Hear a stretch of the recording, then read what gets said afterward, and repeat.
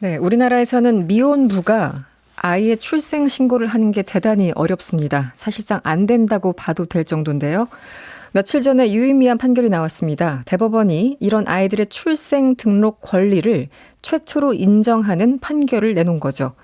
앞으로 미혼부의 출생 신고, 앞으로 어떤 변화가 생기게 되는 걸까요? 한국 미혼부 가정 지원협회의 김지한 대표님 나와주셨고요. 그리고 이 단체의 법률 자문을 돕고 계신 법률사무소 승소의 정운태 변호사도 나오셨어요. 어서 오세요. 안녕하세요. 네, 네, 안녕하세요. 안녕하세요. 라디오가 처음이신가요? 네, 저는 처음입니다. 변호사님 처음이시고. 네. 네. 대표님은 그래도 두 인터뷰를 번째입니다. 두 번째. 많이 그 정도면 굉장히 많은 경험을 그렇죠. 네. 네. 오늘 나와주셔서 감사합니다.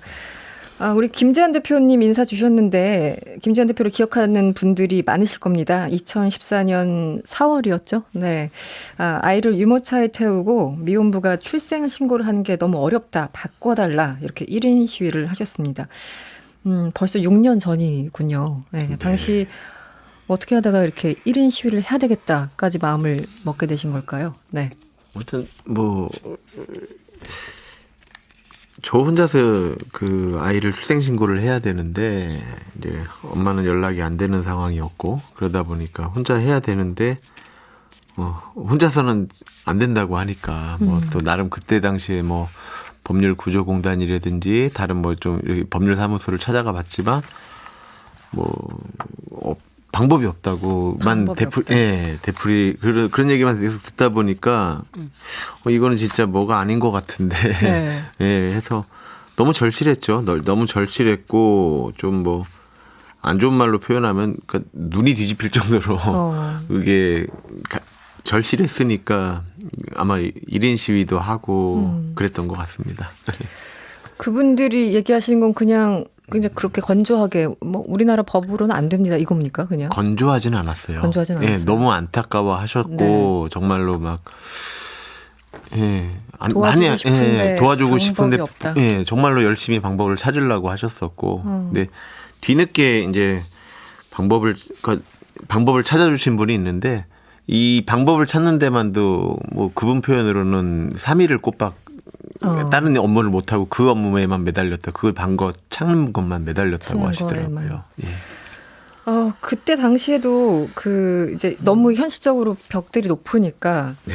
우리나라에 들어있는 다른 나라 대사관 찾아가서 난민 신청도 할 생각을 하셨다고요? 네, 이 마음을 먹었을 때는 이제 막 소송 접수할 무렵이었고요. 그리고 그 접수할 때 마음가짐이 방법은 찾았지만 꼭 된다라는 보장이 없었으니까. 네네. 그래서 이것까지 했는데 우리나라에 내 아이가 우리나라 국민이 안 된다라고 하면 그러면 내 아이를 국민으로 받아줄 나라를 다른 나라라도 찾아보자라는 마음을 먹었었죠. 그래서 실제 영어 잘하는 친구한테 부탁을 해서 네.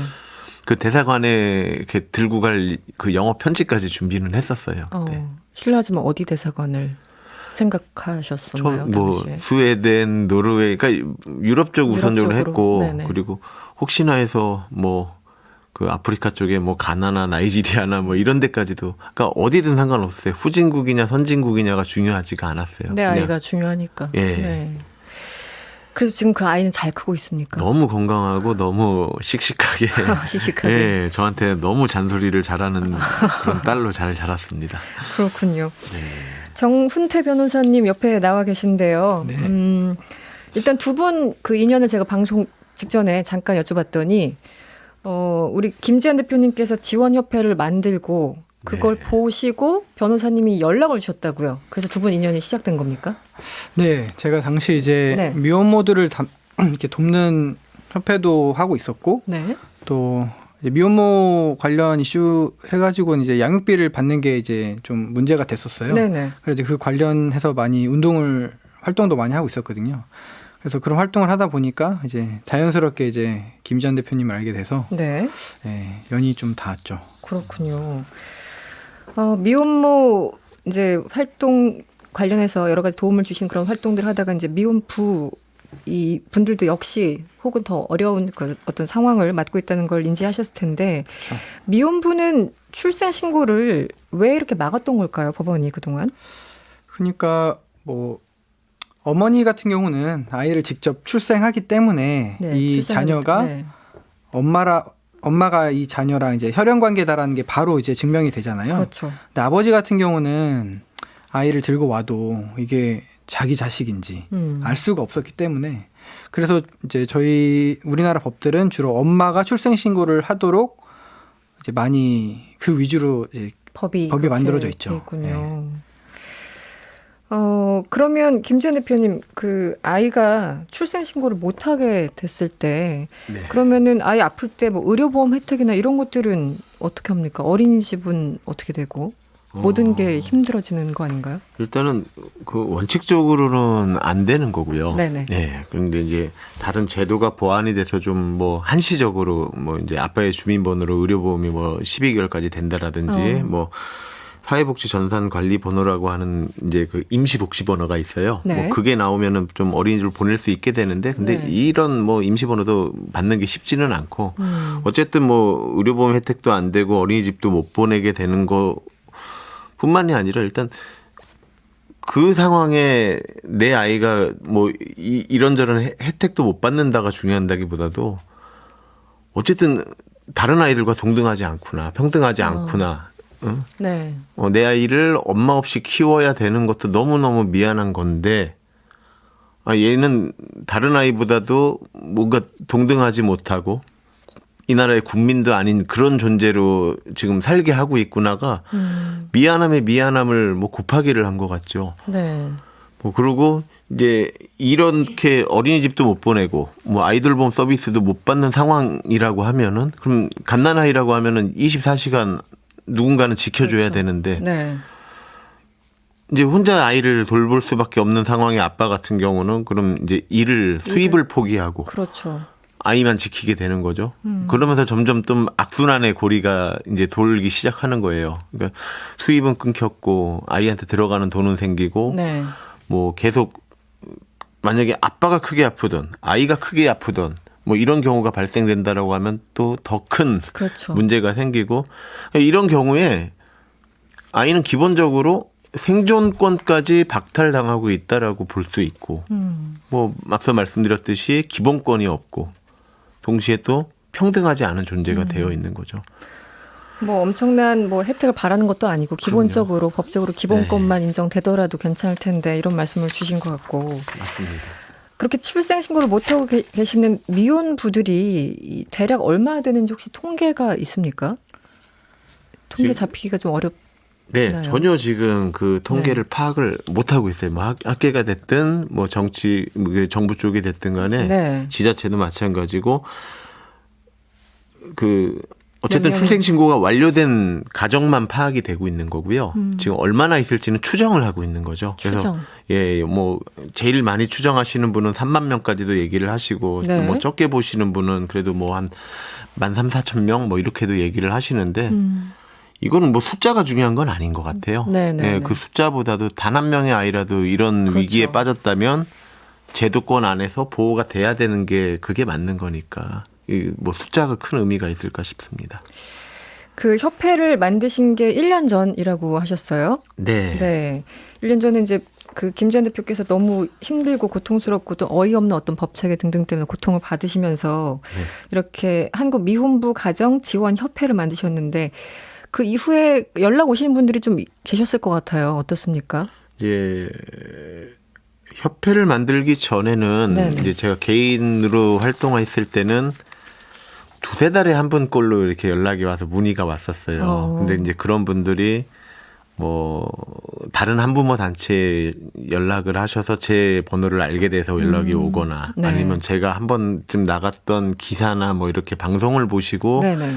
그 언론사에 문의를 해서 연락이 오거나 이랬었는데 네. 이제 단체를 만들고 나니까 그래도 일주일에 한 분꼴로 문의가 지금 오고 있습니다. 그분들이 가장 먼저 하시는 말씀이 어떤 건가요? 지금 그죠 출생신고 도와달라고 하는 말이 다 동일하게 우리 아이도 출생신고 할 수 있습니까? 로 시작을 하시죠. 그러니까 어떤 전화는 안녕하세요도 안 와요. 그래요. 대뜸 급하니까. 지금 제가 이런 근데 목소리는 막 떨고 있고 그거 들어보면은 이 사람이 뭐 예의가 없어서 매너가 없어서가 아니라 네, 정말 그렇죠. 얼마나 마음이 급하면은 이러실까 하고 또 아유, 그렇군요. 알겠습니다. 김지현 대표가 6년 전에 1인 시위를 했었죠. 그러면서 미혼부의 출생 신고를 공론화시키셨습니다. 그리고 1년 후인 지난 2015년에 일명 사랑이법이 만들어졌습니다. 정 변호사님, 정은태 변호사님, 이 사랑이법이 어떤 내용인지 설명을 좀 부탁드릴게요. 그러니까 사랑이법이 만들어진 좀 배경을 알아야 되는데 이제 그 전에는 미혼모인 경우는 이제 미혼모만 이제 출생 신고를 할 수 있다 보니까 미혼부가 출생 신고를 하려면 그 법적인 절차가 진짜 복잡했어요. 네. 뭐 가족관계 등록부도 만들고 성과 본도 창설해야 되고 뭐 인지청구도 해야 되고 특별대리인도 선임해야 되고 특별대리인도 네. 선임해야 되고 뭐 때로는 성년후견인도 선임해야 되고 그러니까 말만 들어도 복잡하잖아요. 시간도 엄청 오래 걸리는 과정이거든요. 이게 보통 기본 한 3년 그 정도 걸리는 과정이라서 엄청 복잡했죠. 네. 근데 이제 그래서 사랑이법이 만들어진 거죠. 김지현 대표님 때문에. 그래서 좀 특별한 경우에는 미혼부가 출생을 바로 할 수 있도록 한 그게 이제 사랑이법입니다. 특별한 경우 그렇다면은 지금은 비교적 수월하게 할 수 있습니까? 어떻습니까? 근데 이제 그 특별한 경우라는 게 네. 이제 법에 규정되어 있기로는 엄마의 이름을 모를 경우 그리고 주민등록 번호도 모르고 등록 기준지도 모르는 등록 기준지. 등록 기준지요. 네, 등록 기준지 그리고 주민등록번호, 네. 엄마의 이름도 모르는 네. 그 경우에 한해서만 아빠가 출생 신고를 할 수 있도록 해놨어요. 그래서 이제 그런 기준이 그쵸, 까다롭죠. 네. 그런 경우가 거의 없죠. 이름을 모르기는 쉽지가 않잖아요. 그렇죠. 네네. 어쨌든 서로 이제 관계를 가져서 아기가 생긴 건데 이름 모르는 것까지는 거의 없기 때문에 그래서 이제 이 까다로운 기준 때문에 좀 이게 사랑이법이 좀 무의미하다라는 그런 의견이 많았었죠. 그렇다면 지금 얼핏 듣기만 해도 너무 불합리한 법 같은데요, 여전히. 어떤 논리에서 이런 정도로 법이 만들어진 걸까요? 기본적으로 이제 뭐 당시 논리가 있지 않습니까? 법을 그렇죠. 만들 이제 때는 법이란 항상. 논리 그렇죠. 네네. 그러니까 기본적으로 엄마는 아이와 이제 혈연 관계가 바로 증명되지만 아빠 같은 경우는 증명이 되지 않았기 때문에 네. 그래서 이제 엄마 위주로 이제 법이 만들어졌고 엄마가 출생 신고를 할 수 있도록 법이 만들어졌고 이제 그게 지금까지 이어져 온 거죠. 네. 근데 이제 문제는 이제 유전자 검사가 좀 보편화되면서 아이랑 아빠의 혈연 관계를 증명하는 게 굉장히 쉬워졌거든요. 이제는 그렇죠. 네. 네. 근데 이제 그런 것들이 아직은 좀 적극적으로 반영이 안 되고 있는 거죠, 법에. 그래서 이제 제 생각에는 아빠와 아이의 혈연 관계도 쉽게 증명이 되기 때문에 엄마랑 이제 동일한 좀 권리를 줘도 괜찮지 않나라는 생각을 하게 되죠. 그래서 실제 많은 분들 만나셨을 것 같은데 유전 검사를 해서 정말 99.999 이렇게 소위 친자 확인이 가능해도 그렇게 쉽지는 않다. 지금 그런 상황으로 그쵸, 봐야 지금은 됩니까? 쉽지 엄밀하게 않아요. 보면. 네. 김재한 대표께서 1인 시위도 하시고 뭐 협회까지 만들면서 여러 가지 활동도 하고 계신데 이 당시에 그렇다면 이 법 보시고 어떠셨어요? 사랑이법이 만들어지긴 했는데 여전히 어렵지 않습니까? 네. 사랑이법이 이제 제 경우에는 이 법이 맞는 상황이었으니까 저도 다른 미혼부들도 저와 같은 상황이다 생각을 하고 네. 요금 만들어 주신 게 너무 좋았죠. 그러니까 당시에. 저는 비록 딸아이 출생시가 끝나고 난 다음에 만들어진 법이지만 네네. 그래도 우리 딸아이 같은 처지의 다른 아이들이 혜택 볼 수 있겠구나 이렇게 생각을 했는데 네. 나중에 상담을 받다 보니까 사랑이법을 적용할 수 있는 사례 자체가 많지가 않다. 예, 그 외적인 상황에 그러니까 사랑이법조차 적용 못 받는 사례들이 더 많고 실제 사랑이법을 적용을 해도 그게 이제 법원에서 뭐 인용됐다라고 하죠. 그 인용되는 그 네. 숫자가 너무 적은 거예요. 그러니 사랑이법도 너무 까다롭게 판결을 하시고 그리고 그거보다 더 많은 수의 아이들은 아예 이 법 자체를 적용을 못 받으니까 네. 아 내가 너무 그 당시에는 이거를 몰랐구나. 차라리 그때라도 지금처럼 알고 있었으면은 단순하게 사랑이법이 아니라 더 폭넓게 조금 더, 그렇죠. 예, 네네. 이거를 법을 만들어 달라고 부탁했을 텐데 하는 뭐 아쉬움도 있고 또 지금 막 그래서 다른 애기들한테 많이 미안하죠. 그래서 너무 몰랐던 게. 아이고 대표님이 미안해하실 그래서 지금 바로 이 문제 때문에 이 관련법 그 개정이 필요하다 이런 목소리가 있고 논의가 좀 있는 것 같습니다. 어느 정도로 확대돼야지 좀 현실적인 법이 될까요, 변호사님? 일단은 아빠와 아이의 혈연 관계를 좀 이제는 쉽게 좀 증명할 수 있기 때문에 네네. 이제는 좀 엄마가 이제 출생신고를 할 수 있듯이 아빠도 출생신고를 해도 괜찮지 않는 시기가 오지 않았나 싶어요. 네. 그래서 좀 동등한 권리를 줘도 되지 않나 그런 생각이 좀 있죠. 네, 알겠습니다. 저희 김재현 대표와 정운태 변호사와 함께 이야기 나누고 있습니다. 잠시 광고 듣고 돌아오겠습니다. 네, 한국미혼부 가정지원협회 김지환 대표 그리고 법무법인 승소의 정운태 변호사와 법률사무소죠. 죄송합니다. 법률사무소 승소의 정운태 변호사와 함께 이야기 나누고 있습니다. 그래서 지금 이렇게 앞에 뭐 다양한 얘기를 한 이유는 이번에 대법원에서 판결이 나왔기 때문이죠. 어떤 의미를 갖는지 변호사님께서 설명을 좀 해주시죠. 그러니까 그 전에 사랑이법이 이제 좀 엄격하게 해석이 돼서 엄마의 이름이나 주민등록번호를 몰라야 이제 사랑이법이 적용이 됐는데 네. 이번에 이제 대법원이 좀 그거를 넓게 해석할 여지를 줬어요. 그래가지고 사랑이법을 해석하는 데 있어서 이름 주민등록번호가 중요한 게 아니라 네. 아이의 그 등록할 권리를 출생 등록할 권리가 있기 때문에 그거를 우선으로 판단해라. 그러니까 아이를 중심으로 먼저 판단해라. 라는 판결을 내리게 된 거죠.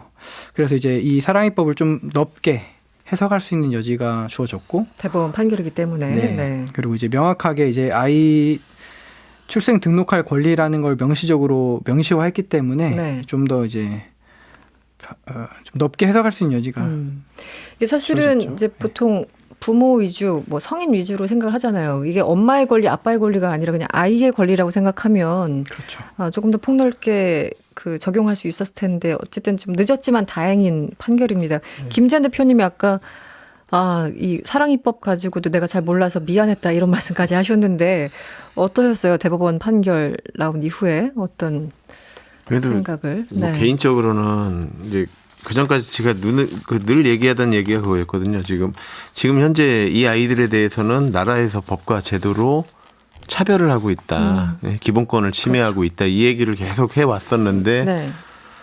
그와 같은 의견을 대법원에서 나왔다라고 하니까 너무 감사했죠. 네. 정말로 아이들이 인권 침해당하고 있다라는 거를 대법원에서 먼저 인정을 해 주신 거였고 그만큼 또 그 말 한마디가 이 아이들한테는 큰 힘이 될 테니까 이게 아빠들을 도와주는 법이 아니거든요. 아빠들을 네. 하는 게 아니라 정말 그 아이들을 살려주는 법인 건데 그 의견이 너무 감사했었습니다. 네. 네. 그리고 이 판결문 나오고 나서 이제 대표님이 저한테 먼저 이제 카톡으로 보내주셨어요. 뭐라고 그러시던가요? 판결문 나왔다고. 근데 네. 제가 딱 너무 신나더라고요. 그래서 바로 전화해가지고 정말 잘 됐다고 막 네. 서로 축하했던 기억이 있거든요. 두 분이 동지가 되셨군요. 네. 너무 이제 좋은 판결문이 나왔습니다. 그렇군요. 굉장히 좀 뿌듯하시겠어요. 여러 가지 활동들을 많이 하셨으니까. 김지현 대표님, 이 출생 신고가 안 된 미혼부의 자녀라고 하더라도 어쨌든 이 국가로부터 받을 수 있는 지원책이 일부 마련되긴 하던데 어떤 내용인가요? 네, 앞전에 잠깐 말씀드렸었던 이제 아빠의 주민번호를 통해서 이제 아이가 12개월까지는 건강보험의 혜택을 볼 수 있는데 네. 아직까지도 이게 뭐 일선 그 동네 소아과 원무 담당하시는 분들이 이제도 몰라요. 잘 가서 모를 것 같아요. 설명을 해드려도 다시 보건공단에다 확인을 한다든지 보건복지부에 확인을 해야 되는 게 있고 그게 네. 다시 한번 좀 잘 전파가 됐으면 좋겠고 네. 그리고 정말 중요한 얘기인데요. 사랑이법이 간소화되고 다시 이 대법원에서 이런 그 해석이 나와서 좀 더 수월하게 된다고 해도 소송은 소송인 거거든요. 그러니까 결국에는 아이가 소송을 통해서 기본권과 인권을 확보해야 된다라는 것 자체가 아직까지도 이 아이는 기본권 침해 당하고 있는 건 변함이 없고 평등권을 침해 당하는 거 변함이 없는 거예요. 그래서 정말 좀 아예 원칙적으로 법원 가지 않고 수월하게 할 수 있는. 그 어떤 다른 그 행정적인 절차나 이런 것들 확인해야 되는 내용들이 아이의 기본권보다 앞에 있을 수는 없어요. 인간의 기본권보다는요. 네네네.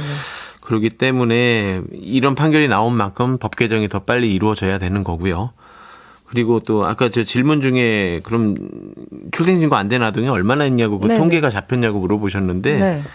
그러니까 성인 남성이든 성인 여성이든 출생신고가 되어 있지 않은 아동을 데리고 있다라고 하면 그걸 뭐 지자체가 됐든 지역사회가 됐든 누군가가 발견했다라고 하면 이거는 공적 개입을 해서 유전자 검사를 해 주셔야 돼요. 그러니까 비용의 문제가 아니라 비용은 네. 얼마든지 아빠한테 청구하셔도 되는데 그렇게라도 해서 공적 개입을 해서 유전자 검사라도 하면 출생신고 안 된 아동이 그만큼 뭔가라도 보호를 할 수 있는 네. 예? 이런 제도권에서 그런 장치 안으로 들어오게 되는 거거든요. 그렇죠. 동시에 네네네. 어느 정도 통계까지 잡힐 수가 있고요. 그래서 지금은 또 이 부분을 이제 중앙 정부와 국회의원님들께 제가 또 부탁을 열심히 드리고 다니고 있습니다. 예. 국가가 아이의 권리를 법으로 침해하고 있다. 그 부분이 가장 와닿는 얘기네요. 6939번님 대표님이 사랑이 아버님이신가요? 수고 많으셨습니다. 이렇게 문자가 왔고요. 네, 감사합니다. 8672번님 아버지로서 그 미안함이 오죽하셨겠습니까? 그래도 잘 키워주신 아버지와 잘 자라준 아이에게 무한한 행운을 기원 드립니다. 이런 감사합니다. 문제까지 주셨습니다. 네, 미혼부의 출생신고 관련해서 오늘 길게 얘기를 나눠봤습니다. 이 부분에 대해서도 우리 사회가 고민을 좀 많이 해야 될 것 같습니다. 지금까지 한국미혼부 가정지원협회 김지한 대표였고요. 그리고 법무사무소 승소의 정훈태 변호사였습니다. 오늘 고맙습니다. 네, 감사합니다. 감사합니다.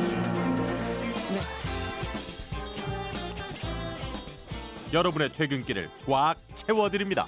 평일 저녁 6시 5분 이승원의 세계는 그리고 우리는